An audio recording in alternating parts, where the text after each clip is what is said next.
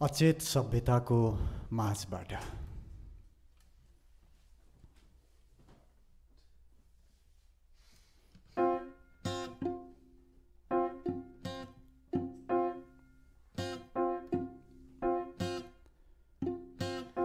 Sleeping ट्याब्लेटको काखमा निदाउने र मेसिनको चर्को आवाजले उठी जाने बेहोस सभ्यताको माझबाट एक बिहान म चराको आवाजले बिउजे। उदास पहाडमा मलिन रुखहरूको बस्ती बीच भागेर आफू मरिरहेको अँध्यारो सुरुङबाट एक रात मैले लगाएको थिएँ आफ्नो ओछ्यान जुनकिरीहरूको माझ। रुखका पातबाट चुहिएको जुनको धमिलो रससँगै रातभर पहाडको आह खसिरह्यो। पृथ्वीको अन्तिम चराले मेरो सपनामा आएर ठुगिरह्यो। बिउजिएपछि मैले अङ्कमाल गरेँ एउटा बुढो वृक्षलाई। सुने उसले छातीमा जोगाइराखेको धरतीको धड्कनलाई।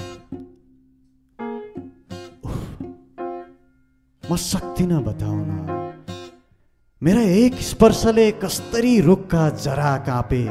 हाँगाभरि उसको आत्मा बनेर बसेका चरा तर्सेर एउटा मान्छेको आँखासँग उडेर क्षितिज पारी गए। मेरो अनुहार बोक्नेहरूले यो धरामा कस्तो रेखा कोरे। यहाँ उम्रने उड्ने उभिनेलाई दास मानिरहे, आफ्नो श्वासको विषमा चोबी लास बनाइरहे।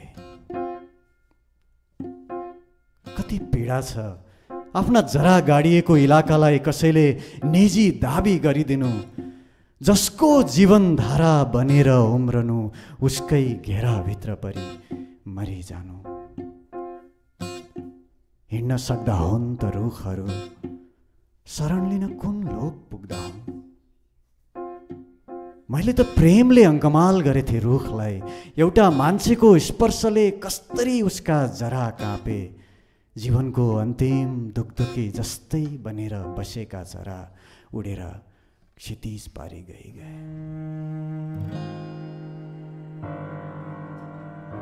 कहाँ गए? मान्छेको छायादेखि तर्सेर उडी गएका चरा कहाँ गए? यो मैलो वायुमण्डलमा बिरामी पखेटा फटफटाउँदै आकाशको खोजीमा थिए कि आफ्नै आँखा अघि हराइ गयो आफ्नो आकाश परा। धरती छिर्दै आगो छर्दै उत्सव मनाउनेहरूले जलाइ गए सारा। कसरी जिउनु? ध्वासो पोतिएको हावा पिएर छातीमा झन झन बल्झिरहेको बिमारको चरम व्यथा सहेर कहाँ गएर फेर्नु श्वास? फुलको मुहारमा खस्यो वायुमण्डलको आँसु। चेतनाको चिहान भन्दा अँध्यारो जहाँ जहाँ पर्यो मान्छेको पाइला त्यहाँ घाउ बस्यो गए। कठै फर्किआएनन् चरा।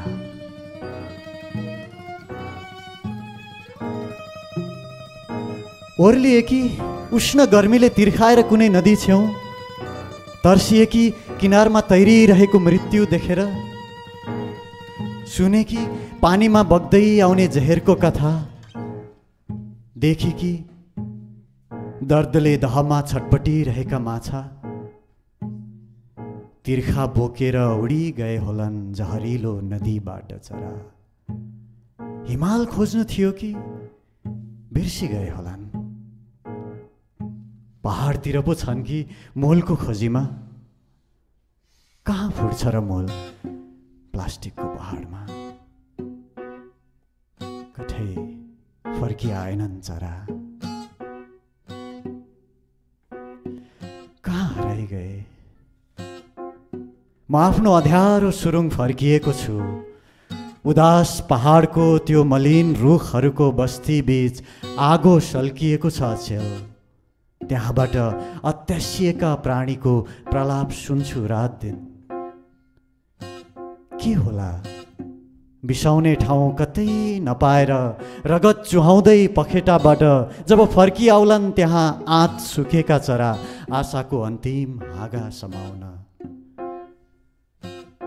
प्रकृतिको लासमाथि तातो बाक्लो हावामा ती उडिरहलन कसरी, कहाँ जालन फेरि? जलिरहेको जगतबाट निस्किरहेको छ धुवाँ, थुनिएको छ माटोको श्वास। आफ्नै चेतनाको अँध्यारो सुरुङभित्र निन्द्राको ओखती निलेर पल्टिरहेका मेरो अनुहार बोक्नेहरू कतिन्जेल निदाइरहन पाउलान् यसरी? खै सपना हो कि तन्द्रा हो, देखिरहेको हुन्छु आफ्नै सन्तानले चिथोरेको घाउै घाउ बोकेर ब्रह्माण्डको एउटा सिकिस्त ग्रह घुमिरहेको हुन्छ सूर्यको वरिपरि।